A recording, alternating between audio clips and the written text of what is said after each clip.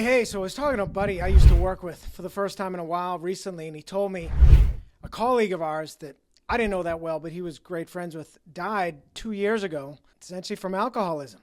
It was really upsetting, especially found out he had a 16-year-old daughter at the time. She's now 18, and really made me think what I would tell her. And I have another younger female friend that still lives at home, and her father is really in the throes of it. Has drank his whole life and was put into jail recently and then got let out, but was told if he had to submit daily sobriety checks, and if he failed, he'd be put back in jail. And guess what? He failed and got put back in jail. So he chose, some might say he chose jail over quitting drinking. And I'm worried that the daughter of this ex-colleague, probably doesn't understand why he chose drinking over her. He was divorced. I understand that he didn't really see her much in his last couple of years, and I'm sure she's devastated. But I would say to her, it is misunderstood to think that drinking is essentially a choice.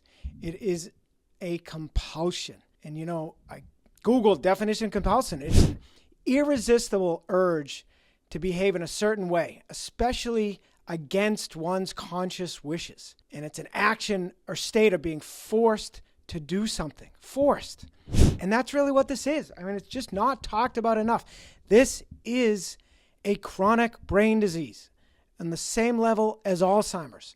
So, would somebody get upset at somebody, with someone, someone's father, would you be upset with him if he didn't recognize you because he had Alzheimer's? Well, of course you wouldn't. Well, this really works the same way. Just with Alzheimer's, nobody questions it. Everyone has empathy for it, but unfortunately not with alcoholism or alcohol use disorder because it's so misunderstood.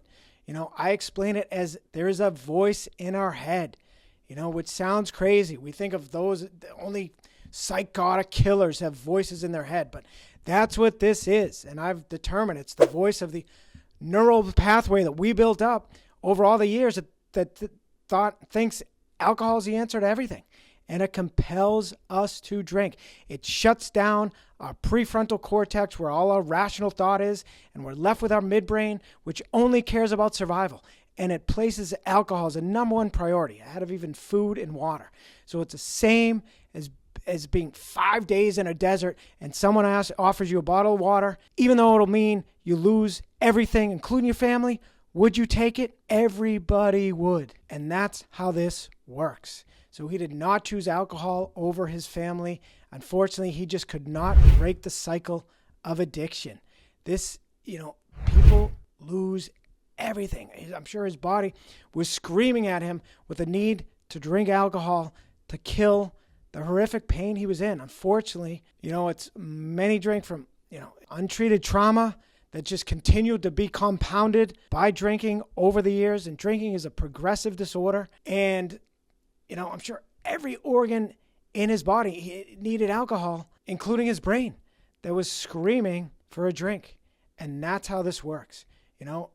Active alcoholics are essentially in the throes of insanity, which the alternate definition of insanity is doing the same thing over and over and expecting different results. I did it every day because there was a time alcohol made me more productive. So over the last 5, 10 plus years, every day I would get up, be completely unproductive in the morning, say I need to get cracking in the afternoon. And creative often, my pizza shop, trying to be creative on social media.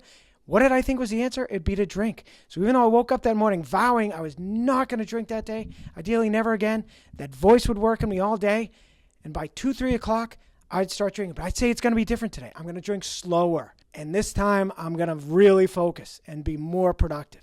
But it always ended up the same. No matter how slow I started, that pace picked right up. I blew right through the good buzz, got right into buzz limbo. Before I knew it, I was goofing off on my computer, on social media.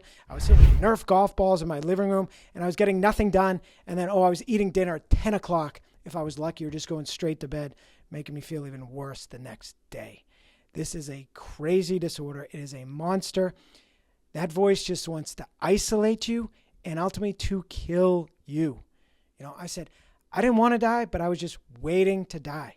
And that's how this works, unfortunately. And it doesn't matter how much you love your family, you love your job, your life. When you're in the throes of this thing, you'll give it up. You'll give it all up, essentially, for that bottle of water in the desert. And that's what this is. One of my favorite stories, sadly, is a woman that was at the Masters golf tournament in Augusta, and a guy overheard her talking that she quit drinking, and he, with a drink in his hand, turned and said to her, "I once quit for 8 years. It was the best 8 years of my life," while he was actively drinking. That is such a great example of how difficult this is to kick. I myself quit for 3.5 years, felt 100% of the time. When tried to drink normally, I knew within a week, 2 at the most, that I could not drink normally, and I was screwed. And guess what? That was 6 years ago. And now I'm a little over 10 months of sobriety, going on infinity, but it took me that long. This is, as I said, an absolute monster. Essentially, those of us in the throes of it, it's like being in a prison with no walls. And we continue to reoffend, putting ourselves back in prison because we can't imagine a life without it. Because without those early days of sobriety, it's like living without skin. It is brutal. And that's why I'll never do that hard part over. But that's why it's so difficult. And, it's really tough to even accept this, largely because of society. But also, I couldn't accept that this liquid was going to have control of my life and destroy me. But we also can't accept that what has gone on, all the chaos caused in our lives, is due to our own actions, particularly in the beginning. We can't be healed until we accept that we have a problem. But for some people, it takes a lifetime, and it can take their life. When we're actively steeped in the disease, we want to blame everybody and everything else. We're too afraid to look at ourselves. We're too afraid to change. And drinking is the only thing we know to numb the pain in our lives. And that's why it's so, so difficult to break the cycle, to get help. AA isn't for everyone. Wasn't for me.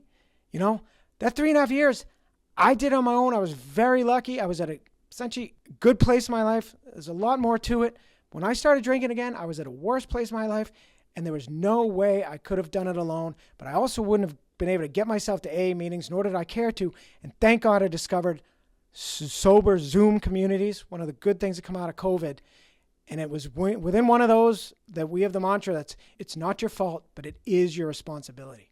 And once I heard that, and once I started attending meetings and started to do the work, that's when I was able to break the cycle. And eventually, once you break the cycle, you're no longer brainwashed by active addiction. Then willpower can kick in and help the process, but you have to do the work. So unfortunately, for this former colleague, he just never got the right help, was never able to break the addiction. He also had a wife that drank as much as he did, so that did not help. And unfortunately, he didn't make it. But it's so important for his daughter to know. I'm sure he loved her very much, and it was not a conscious choice that he chose alcohol over her and the rest of his family. So that'll do it. As always, please like, share, subscribe, and remember, stronger, sober. Thanks.